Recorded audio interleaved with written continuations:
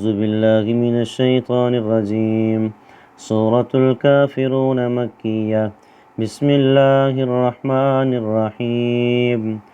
قل يا أيها الكافرون لا أعبد ما تعبدون ولا أنتم عابدون ما أعبد ولا أنا عابد ما عبدتم ولا أنتم عابدون ما أعبد لكم دينكم ولي دين.